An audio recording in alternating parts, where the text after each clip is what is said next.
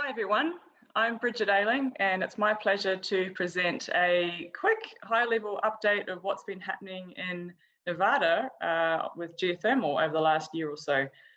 So I'm from the Nevada Bureau of Mines and Geology, which is the State Geological Survey, and we're part of the University of Nevada, Reno, and I'm also director of the Great Basin Center for Geothermal Energy, which is also part of UNR and is part of the Bureau of Mines and Geology. This talk was also supported with contributions from Lowell Price from the Nevada Division of Minerals, and they've supported and encouraged me to present for them in this special mini satellite session this lunchtime. So to get started, I'd like to outline a few areas, firstly beginning with some of the industry activities that have happened over the last year. I'll then touch on some upcoming new regional scale data acquisition that's happening, which is going to be really exciting for the geothermal industry in the state. I'll then mention some research that's underway at UNR that is aiming to support increased geothermal exploration and development in the state of Nevada. And I'll finish up with talking about some of our new geothermal data management capabilities that we're working on to improve how we both capture and manage our data, as well as release that out for public use and use in all kinds of exploration activities. So that's my talk outline. So in Nevada, we obviously have a lot of geothermal electricity.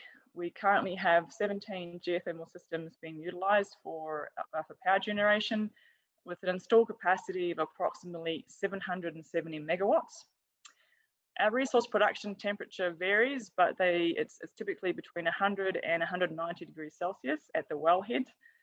We're looking at hydrothermal systems here, and most systems are liquid, with some having some two-phase components. And most of these systems are using binary cycle geothermal power plants due to the relatively moderate resource temperatures. We also have some direct use applications. These are the pink dots on this map here. So that includes, we've got the heating at the Peppermill Hotel in Reno, as well as a district heating system in Moana. We have the vegetable dehydration at Brady Hot Springs, and we also have a district heating system out at the Elko School District. So we only have 3 thus far, but we hopefully will have more in the future as direct use becomes more widespread. In terms of our electricity generation portfolio for the state, I thought it'd be interesting to review where we've come from. So since 1990, electricity generation has actually doubled in the state of Nevada, and we've had some big changes in our composition of that power over that time. From about 2005 onwards, we've been dominated by natural gas, which is the green here on this plot. But prior to that, we were really coal dominated, and we can see that coal's been decreasing, and we're now getting pretty low, which is nice to see. Geothermal has played a consistent proportion of our energy needs through that time, even though we've actually doubled in capacity over that same time period. We also see we do have a lot more solar. This wedge here is growing, and no doubt will continue to grow, especially with our new renewable energy target for the state. So this plot here on the left shows how our generation has changed through time in megawatts. And we can see that we've had 2 periods of growth. So the first plant came online in 1985 at Wabusca, and we've had some steady growth since about 2006 with new generation capacity being installed.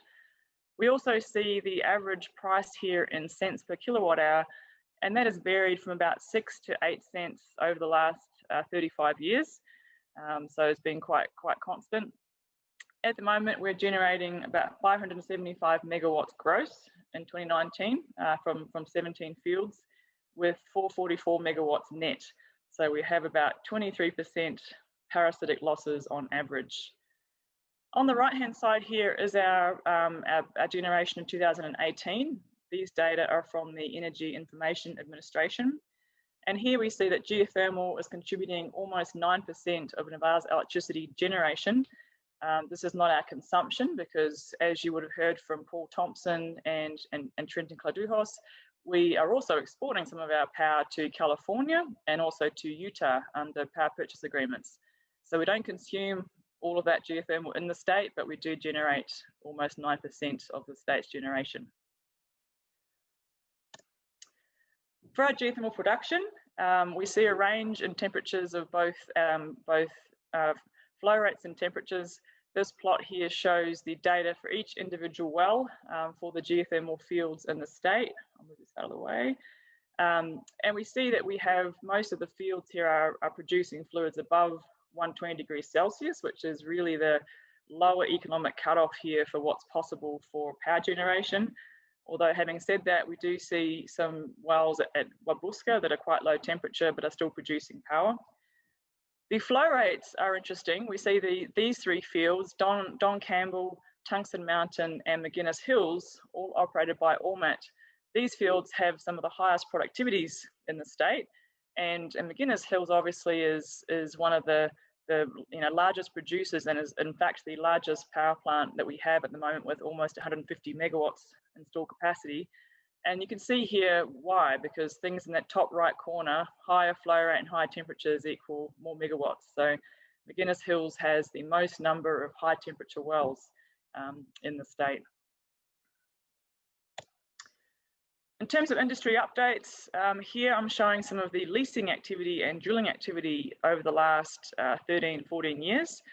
Last year, the BLM had their geothermal lease sale in September, and this was the largest parcel offering for the last 10 years.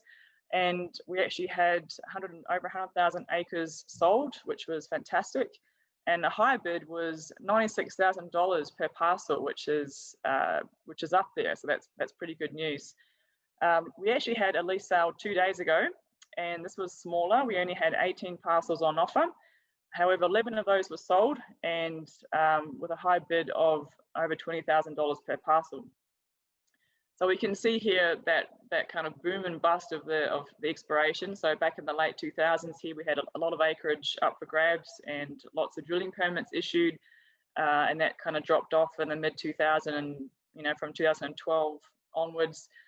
We had the peak last year with a lot of acreage being taken up, and drilling is still kind of catching up, and so we hope that we'll see some more drilling peaks in the next few years.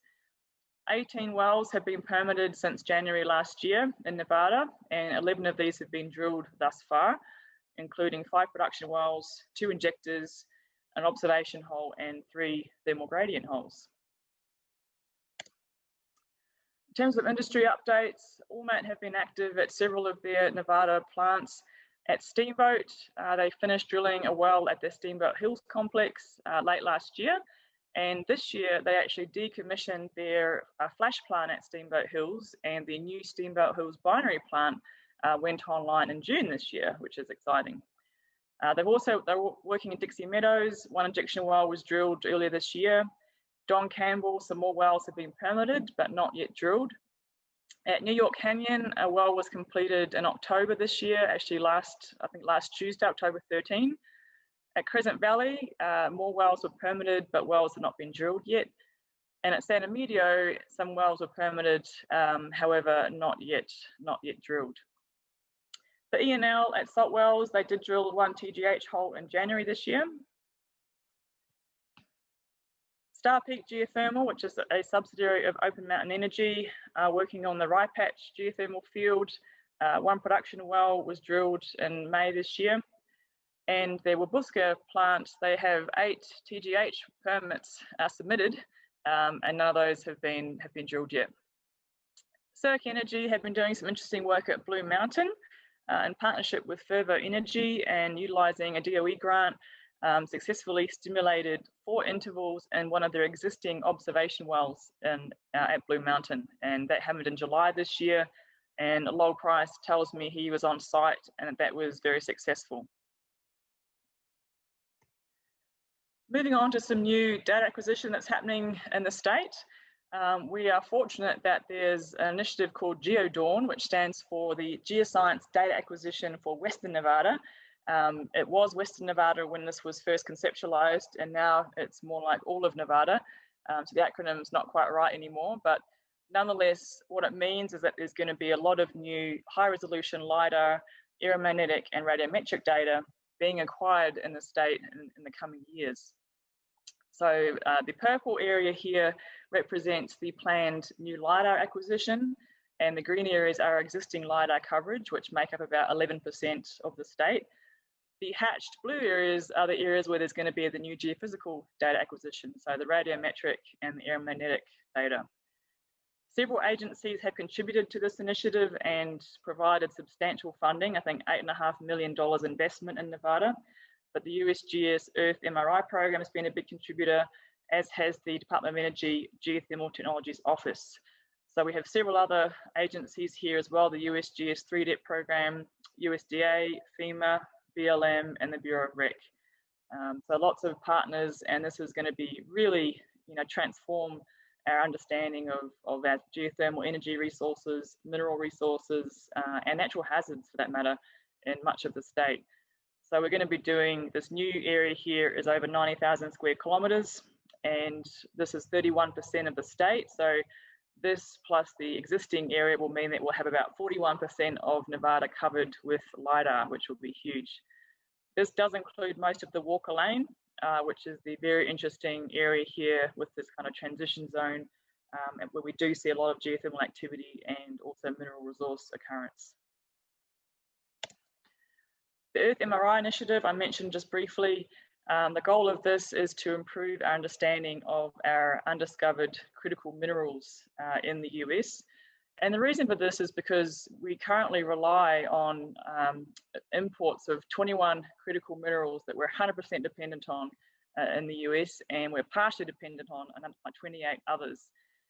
So in terms of being, energy secure and resilient, we need to improve that. So Earth MRI aims to help us look at our critical minerals and see, what is our resource inventory in the US. What does this mean for Nevada? So in addition to the GeoDAWN project that I mentioned previously, this means we'll be looking at some critical mineral focus areas, looking at rare earth elements, lithium, cobalt, and others. The initial project for Earth MRI in Nevada began down in the south at the Mountain Pass area, focusing on rare earth elements, and future proposed areas include Clayton Valley and Rhyolite Ridge, looking at lithium, Humboldt Complex, looking for cobalt, rare earth elements, and others, and the McDermott Caldera area looking for lithium. So this is work that is proposed to occur in future years, and will complement the GeoDAWN work, which is the LiDAR and the geophysical acquisition. So this is really exciting activity in the state and will be beneficial, I think, for the geothermal sector as well. Moving forward to talk about a few highlights of work we're doing at UNR in the Bureau and in the Great Basin Centre. What are we working on at the moment? We have three kind of key research questions, and they include understanding, what are the controls on geothermal fluid flow? Why do our systems occur where they do? What are their characteristics in terms of, fluid recharge, upflow, outflow, fluid chemistry, temperature regime, lifespan?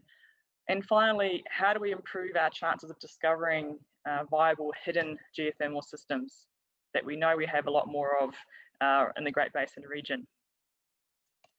So the first project I'd like to mention is the Nevada Machine Learning Project. This is supported by funding from the Department of Energy Geothermal Technologies Office.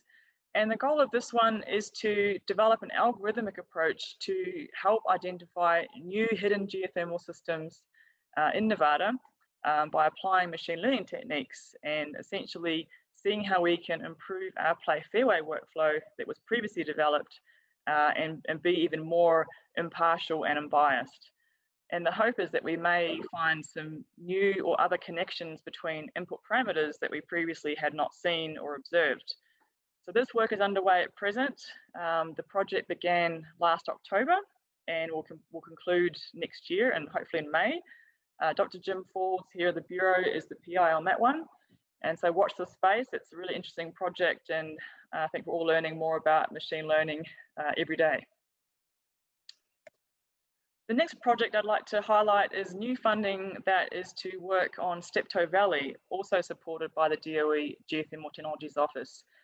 This one is about understanding the, the model geometry and resource potential of this sedimentary or stratigraphic hosted geothermal system in Steptoe Valley. Sandia National Labs are the project lead on this, and Jim Falls is the UNRPI. There are several other partners, including the Utah Geologic Survey, Fervo Energy, USGS, and Geologica, and Pacific Northwest National Labs. This project is a 2-year project, and it's just kicking off just last month, and we're really excited to work with Fervo and apply some new geophysical approaches and develop some improved conceptual models of what the resource potential might be in the system and what the controls are as well, because we think we have a largely conductive dominated geothermal resource, but we may also have some hybrid interactions there with some structural interactions, and we could have some fault hosted permeability as well. So that's all to be found out. If you'd like to learn more about the Steptoe Valley area, Nick Hines is presenting a paper at this conference on the work that was done at Steptoe during the Play Fairway project that happened previously. The last thing I'd like to highlight is our new project called the INGENIOUS project, also supported by the DOE's GTO. This stands for Innovative Geothermal Exploration Through Novel Investigations of Undiscovered Systems. I can't take credit for that acronym. Drew Seiler at the USGS was the one who came up with that wonderful acronym. And this project will build on our past successful research efforts and aims to accelerate the reduction of exploration risk for hidden systems in the Great Basin region. UNR is the team lead. I'm the PI on this one, and we've got a large team with 12 external partners and over 30 experts in the team. So it's a really wonderful team. I'm really excited to work with everybody. We have a budget of about 10 million over 4.5 years, and we expect that about half of that will go towards drilling to actually validate our conceptual models and test our hypotheses of what we think's down there. So activities for this project will build on the previous efforts from the Play Fairway projects and the machine learning projects. So here on the left, we have a map of the Great Basin region, and the previous Play Fairway projects are outlined here in the red boxes. And so we actually have 3 that are within our proposed regional study area. The white dash line here is our proposed regional evaluation area for our new prospectivity map and regional exploration workflow. And the goal is to both compile and synthesize existing data from this region and use this in combination with the learnings from the Play Fairway project, the machine learning project, and develop new, or I guess not starting from scratch, but improved exploration workflows for this region, also infusing some more advanced geostatistics and value information techniques. Once we actually develop these workflows, we also want to develop some software tools so that we can release these to the public and help industry actually adopt and use these for their own purposes. As well as this regional scale effort, we are also going to be working in multiple local scale study sites and developing detailed 3D geological, geophysical, geostatistical, conceptual models of the resource at these sites. And we'll also be doing some test drilling at those sites to really validate our understanding and see what we got right and if we didn't drill in the right place. So our learnings from that process will be fed back into the regional scale workflow to improve that as well. So it's a really integrated, iterative project throughout. So we're excited to get started. We're going to be doing some test drilling as well, but that's mostly going to be 2G holes and some slim holes. So watch the space. It's a 4.5-year project, and so you'll hear more about this in the coming years. I'd like to finish up talking about some new data acquisition or more data capture and delivery capabilities within the Bureau and at UNR. So firstly, we are working on a new subsurface geothermal database at present.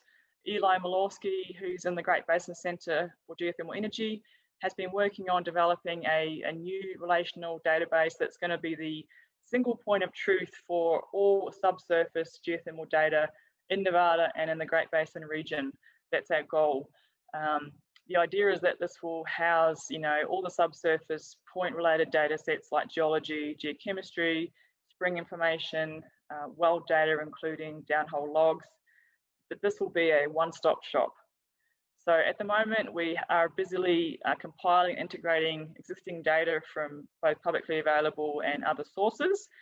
We have a lot of wells in here at present, spring information, some geothermal power plant information, and structural settings. The next step for us is to also work on, actually getting that data out there. And so right now, Eli's working on an Esri web app that will be the primary facing page there that will allow the public to both see the data, query the data, and ultimately download those data sets for their own use. So the full version is going to be live in December of this year. And luckily for you, we actually have a demo version at the conference in the Nevada State Agency booth at the trade show. So please check it out. We are really seeking feedback and would value your insight to how we can make this better and more user-friendly.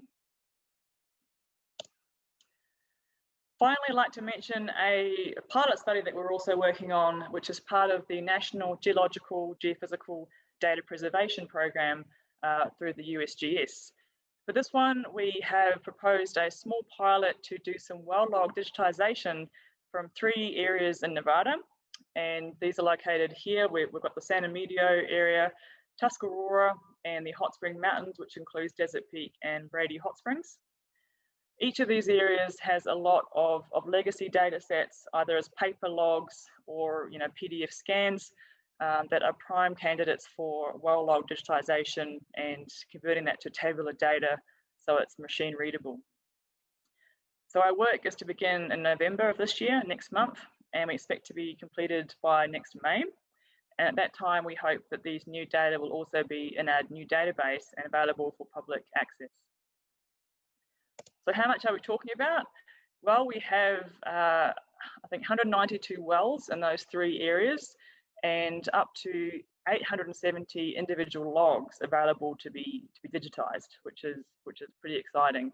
So we have 312 pressure temperature spinner logs, PDS logs. 44 of these are gamma ray density or neutron logs. And then we have quite a few other logs that also include things like caliper logs and lithology logs. So all up, that's quite a few data points that we're currently not able to use efficiently and incorporate in things like the Play Fairway project or machine learning project for more advanced exploration and workflow development. Right now they're all on paper logs, which are not that user friendly. So that's underway, and we hope that that will go successfully, and that this might be a platform for future work to actually do this for a lot more of the legacy data that we have in the state of Nevada. That's all I have. So thank you very much for your attention. Please send me an email if you have any questions, and don't forget to stop by the Nevada State Agency booth in the trade show to speak with Courtney and Lowell Price, who are going to be at the booth. Thank you so much.